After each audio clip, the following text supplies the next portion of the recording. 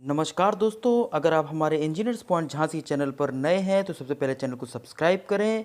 उसके बाद bell icon ज़रूर दबाएं ताकि आपको आने वाले सभी वीडियोस टाइम पर मिल सकें। मेज़रमेंट का ये शानदार क्वेश्चन गेट 2020 का, आइए देखते हैं। हेलो एवरीवन, आज के इस वीडियो लेक्चर में हम लोग मैक्सवेल ब्रिज का एक इम्पॉर्टेंट क्वेश्चन देखने वाले हैं जो गेट 2020 इंस्ट्रूमेंटेशन इंजीनियरिंग का क्वेश्चन है। हम लोग एक नेटवर्क की सीरीज पढ़ रहे हैं, उसी में हम लोग काफ़ी सारे सर्किट अरेंजमेंट पढ़ रहे हैं। उसी के साथ साथ मैंने मेज़रमेंट का एक क्वेश्चन लिया हुआ है, तो हम लोग साथ ही साथ इलेक्ट्रिकल के क्वेश्चन भी देखने वाले हैं। इसी के बाद इलेक्ट्रॉनिक्स के पेपर में भी जो गेट में क्वेश्चन आए हुए हैं, ये सभी क्वेश्चन जेईई लेवल के लिए भी बहुत इंपॉर्टेंट है। तो आइए आप लोग पूरा वीडियो को अच्छे से देखिएगा, समझिएगा। इन मैक्सवेल बीन ब्रिज शोन डिटेक्टर डी रीड 0, यानी कि ये जो डी है डिटेक्टर, ये 0 रीड करे। ठीक है, कब रीड करेगा? जैसे C1 इक्वस टू 100 नैनोफेरेड दिया है, R1 equals to 100 kilo ohm दिया है, यानी कि आपको यहाँ पर R1 की वैल्यू दे दी गई है और C1 की वैल्यू दे दी। R1 C1 हमें दिया गया है, क्वालिटी फैक्टर आपको निकालना है। ठीक है, तो चलिए हम लोग इसे देखते हैं क्वेश्चन। जैसा कि ये आपके सामने क्वेश्चन दिया गया है और आपको ओमेगा R1 C1 की वैल्यू यहाँ पे दी गई है। तो जब इसमें आपको क्वालिटी फैक्टर निकालना है तो क्वालिटी फैक्टर का एक बेसिक सा फॉर्मूला होता है Q equals to omega L upon R। तो यहाँ पर आप देख सकते हैं, जैसा कि यहाँ पे ये जो पार्ट दिया गया है RX और LX, तो यहाँ पर ये हो गया ओमेगा LX, ठीक है, और यहाँ पर हो जाएगा आपका R। तो हम लोग इसे इस तरीके से लिखने वाले हैं, आप समझिएगा ज़रा, ठीक है ना। तो आपको ये वाला जो पार्ट दिया गया है, तो यहाँ पे Q यानी कि क्वालिटी फैक्टर इक्वल टू हो जाएगा ओमेगा LS, ठीक है, ये जो पार्ट दिया अपॉन RS, ठीक है। इस प्रकार से हम लोग लिख देंगे। तो हमें क्या करना है, यहाँ पे LS और RS की वैल्यू वो फाइंड करना है।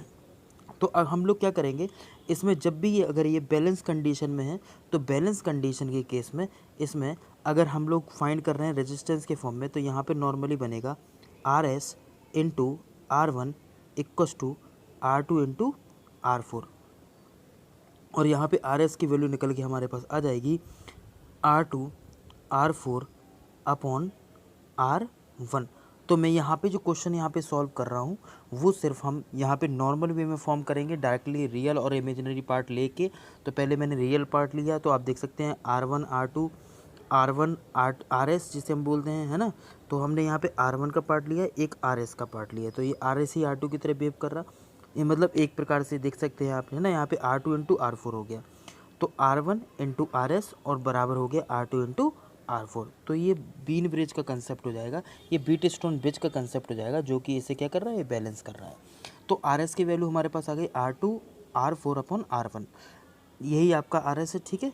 ये आपको क्लियर हो गया। अब हमें LS की वैल्यू फाइंड करना है। अगर हमें LS की वैल्यू निकालना है तो LS आप कैसे निकालेंगे, देख सकते हैं LS, ठीक है, इनटू आप 1 अपॉन C1।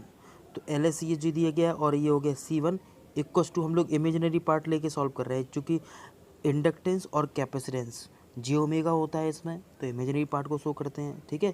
तो R2 इंटू और इस साइड हो गया आपका R4। तो यहाँ पे LS की वैल्यू आपके पास इजी तरीके से निकल के आ गई, R2 R4 एंड C1। तो R2 आ गया और R4 आ गया एंड C1 आ गया, ये हमारे पास LS आ गया। अब क्वेश्चन काफ़ी इजी हो जाएगा जो हमें सॉल्व करना है, ठीक है ना। तो R2 R4 C1 हो गया। तो और आपने यहाँ पे देखा ये आपका R2 R4 अपॉन R1 आ रहा था। तो हम लोग क्या करेंगे, इसे आगे सॉल्व करते हैं। तो आपने देखा था R2 R4 C1 था, तो क्यू क्वालिटी फैक्टर जो था ये क्या है, ओमेगा LS अपॉन RS। तो यहाँ पे हो गया ओमेगा R2 R4 और C1 अपॉन, ये था आपका R2 R4 अपॉन क्या था यहाँ पे, अपॉन है आपका जो है हमने जो निकाला था इन अपॉन R1, ठीक है। तो आप देखेंगे यहाँ पे R2 R4 से कैंसिल आउट हो गया और यहाँ पे आपको मिल गया omega C1 R1। I think सभी को एक क्लियर हो गया होगा, ओमेगा C1 R1। अब हम लोग क्या करने वाले हैं, ये जो क्वालिटी फैक्टर आ गया ओमेगा C1 R1, इसमें हम लोग वैल्यू पुट कर देंगे और आंसर को निकाल देंगे। तो ओमेगा C1 R1 हमारे पास निकल के आया और ओमेगा C1 R1 में इसकी वैल्यू आप पुट कर देंगे और क्वेश्चन देखिए कितना इजी हो गया। तो हमें डायरेक्टली अगर ये एक्सप्रेशन याद है कि Q equals to omega C1 R1, इस केस में अगर ऐसा होगा, ऐसा दिया गया है। अच्छा, इसमें ऐसा भी हो सकता था R1 और C1 सीरीज़ में हो सकता था, RX और LX पैरेलल में होता, तब हम उस प्रकार से वो कंसेप्ट लगाते हैं, ठीक है, रियल इमेजिनरी का। तो यहाँ पे आपको इसको समझना होगा। ओमेगा की वैल्यू कितनी है, 1000 है, ठीक है। C1 आपको दिया 100 और नैनो फेरेड, और R1 की वैल्यू आपको दिया गया 100 किलो ओम। तो ये नैनो है और ये किलो है। 10⁻³ होता है आपका नैनो, 10⁻9 होता है नैनो, 10⁻³ होता है किलो। तो आपका यहाँ पे आ गया 10⁻6। तो ये आपका देखिए कितना हो जाएगा, ये आ गया 1000 और 100 आपका 10⁵ और ये 10⁻7, दैट मीन्स आंसर आ गया 10। तो क्वालिटी फैक्टर आपने देखा, क्वालिटी फैक्टर निकल के आ गया हमारे पास 10। तो आपका इसमें से कौन सा सत्य आंसर हो जाएगा, उसमें ऑप्शन तो थे नहीं, इसमें सिर्फ ये पूछा था क्वालिटी फैक्टर क्या होगा, तो ये आ जाएगा आपका 10। This is your answer. तो बहुत ही आसान क्वेश्चन था और हम लोगों ने आंसर को फाइंड कर लिया। तो इस प्रकार के क्वेश्चन पेपर में पूछे जाते हैं और ये बैलेंस कंडीशन में है। आपको ये क्लियर है कि बैलेंस कंडीशन पूछी थी, तभी हम लोग बीन ब्रिज को लगा पाए और इस क्वेश्चन को सॉल्व कर लिया। कल हम लोग आएंगे नेक्स्ट वीडियो को लेकर।